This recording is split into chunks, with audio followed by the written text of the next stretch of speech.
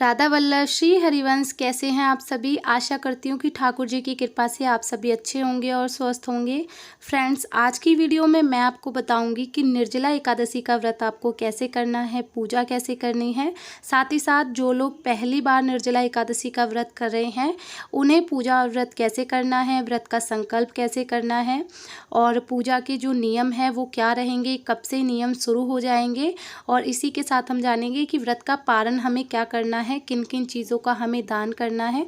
तो सारी जानकारी आपको इसी वीडियो में मिल जाएगी, तो आप वीडियो को पूरा ज़रूर देख लीजिएगा। और फ्रेंड्स, वीडियो अगर आपको थोड़ा सा भी अच्छा लगे, थोड़ा सा भी हेल्पफुल लगे तो वीडियो को एक लाइक कर दीजिएगा, चैनल को सब्सक्राइब कर लीजिएगा। तो फ्रेंड्स, सबसे पहले एकादशी के दिन आपको सुबह ब्रह्म मुहूर्त में उठना है।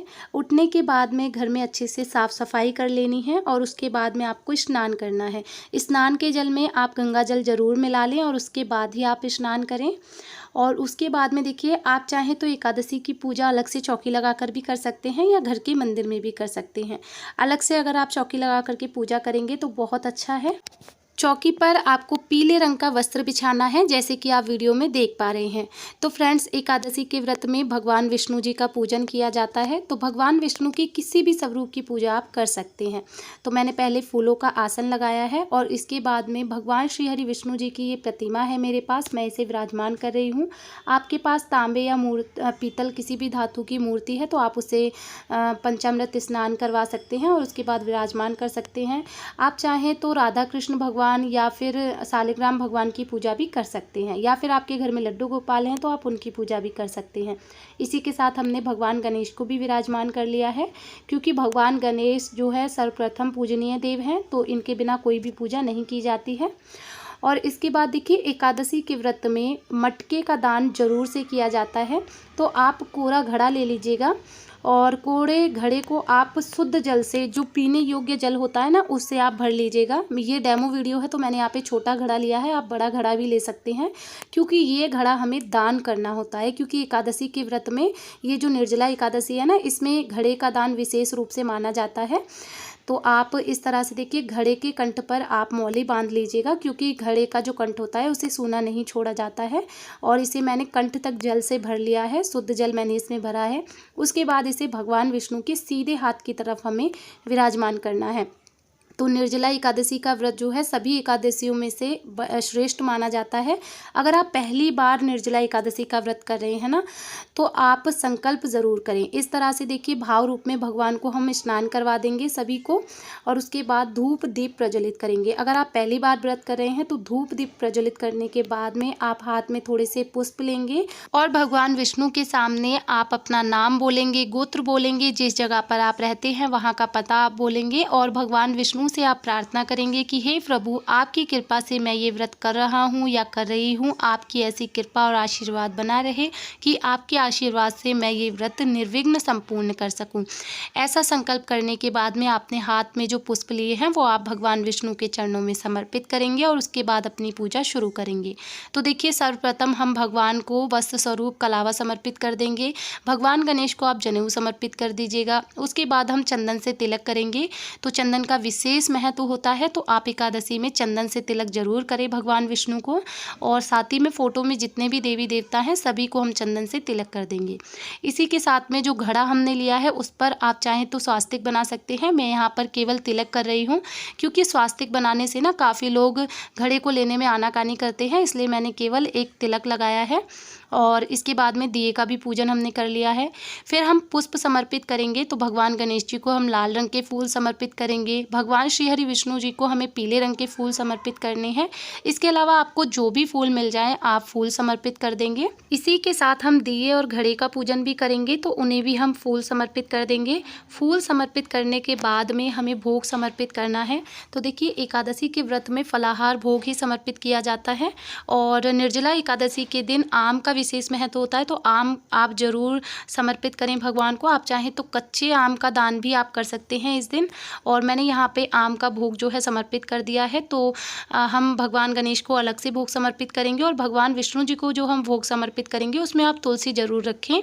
और इसी के साथ में मैं यहाँ पे खीरे का भोग समर्पित कर रही हूँ। आप यहाँ पर खीरा, ककड़ी, खरबूजे या तरबूज, जो भी आपसे सामर्थ्य है आप वो फल यहाँ पे समर्पित कर सकते हैं। अब देखिए, निर्जला एकादशी के दिन मीठे जल का दान किया जाता है। तो हम घड़े में तो मीठा जल नहीं भर सकते हैं क्योंकि घड़ा खराब हो जाएगा, तो हम ऊपर से ही चीनी रख करके दान कर देंगे। तो भोग के रूप में हम भगवान गणेश को और भगवान विष्णु जी को चीनी समर्पित कर देंगे थोड़ी थोड़ी, और चीनी के कुछ दाने हम घड़े के अंदर डाल देंगे, जिससे कि हमारा जो मीठे जल का शगुन होता है वो भी हो जाएगा, और बाकी की जो बची हुई चीनी है ना उसे हम घड़े के ऊपर रख करके दान कर देंगे।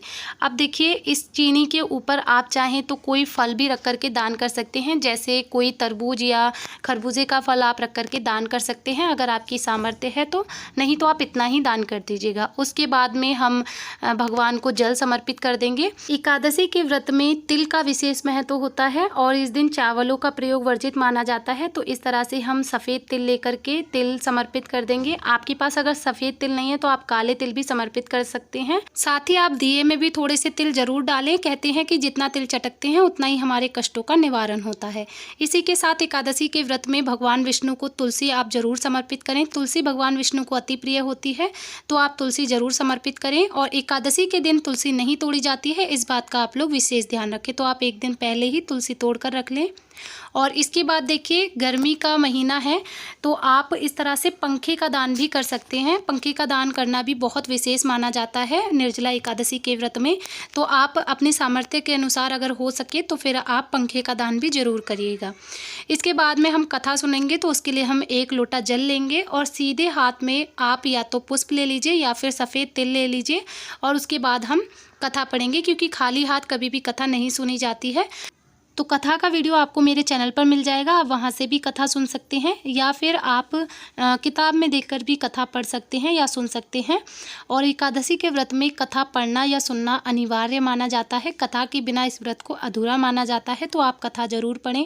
कथा सुनने के बाद में आपने हाथ में जो पुष्प और तिल लिए हैं, आप उन्हें भगवान विष्णु जी के चरणों में समर्पित कर दें। इस तरह से हमें पूजा करनी होती है।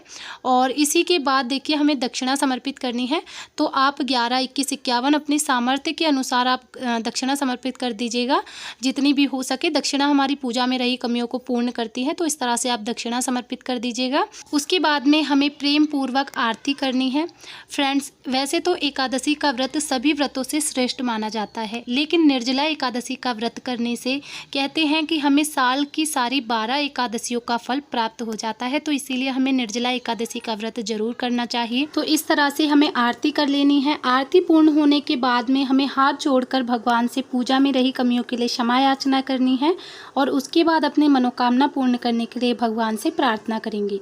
तो इस तरह से हमारी एकादशी की जो पूजा है वो पूर्ण हो जाती है। अब इसके बाद देखिए, जो भी चीज़ें आपने पूजा में यूज़ की हैं उसका आपको क्या करना है। तो जो भी आपने भोग समर्पित किया है उसे तो आप पूजा के बाद ही उठा लेंगे, और उसमें से कुछ फल आप दान भी दे सकते हो और कुछ फल आप रख लीजिएगा, तो उससे आप अपने व्रत का पालन कर सकते हो। भोग में जो आपने जल समर्पित किया है उसे आप स्वयं ग्रहण कर सकते हो, और जो जल का लोटा आपने कथा सुनने के लिए लिया था उससे आप भगवान सूर्यदेव को अर्घ दे दें।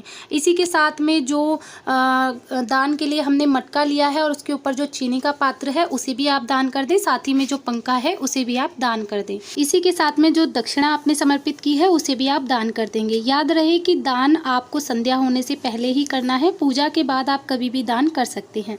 अब जान लेते हैं कि निर्जला एकादशी का व्रत हमें कैसे करना है। तो देखिए, जो लोग बिल्कुल ठीक हैं, स्वस्थ हैं, आप लोग अच्छे से अगर निर्जला एकादशी का व्रत निर्जल रहकर कर सकते हैं तो बहुत अच्छी बात है। आप पूरे दिन निर्जल रहिएगा और अगले दिन अपने व्रत का पालन करिएगा। लेकिन बहुत सारे लोग बुजुर्ग होते हैं और बहुत सारे लोगों को शरीर संबंधी बहुत सारी परेशानियां होती हैं, जो कि पूरे दिन जल के बिना नहीं रह सकते हैं। तो तब फिर आप पूजा करने तक निर्जल रहिएगा और पूजा करने के बाद में आप जल ग्रहण कर सकते हैं। तो दोनों तरीके से आप निर्जला एकादशी का व्रत कर सकते हैं। अब जान लेते हैं कि व्रत हमें किस दिन करना है, 6 जून को या 7 जून को। तो देखिए, 6 और 7 जून दोनों ही दिन एकादशी का व्रत किया जाएगा। ठीक है जी।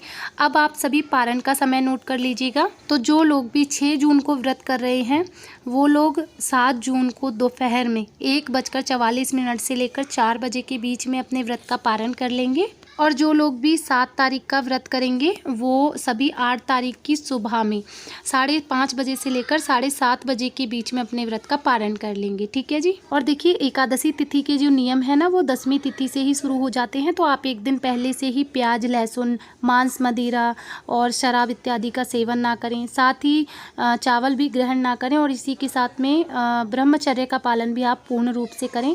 तो ये सभी व्रत के नियम है, पूजा आपको कैसे करनी है, मैंने आपको सारी चीज़ें अच्छे से बताई है, समझाई है। तो आई होप कि आप सभी को आज का वीडियो अच्छा लगा होगा। वीडियो अगर थोड़ा सा भी हेल्पफुल लगा हो तो प्लीज़ वीडियो को एक लाइक ज़रूर कर दीजिएगा और चैनल को सब्सक्राइब कर लीजिएगा। मिलती हूँ अगले वीडियो में, तब तक के लिए आप सभी को राधे राधे, हरे कृष्णा।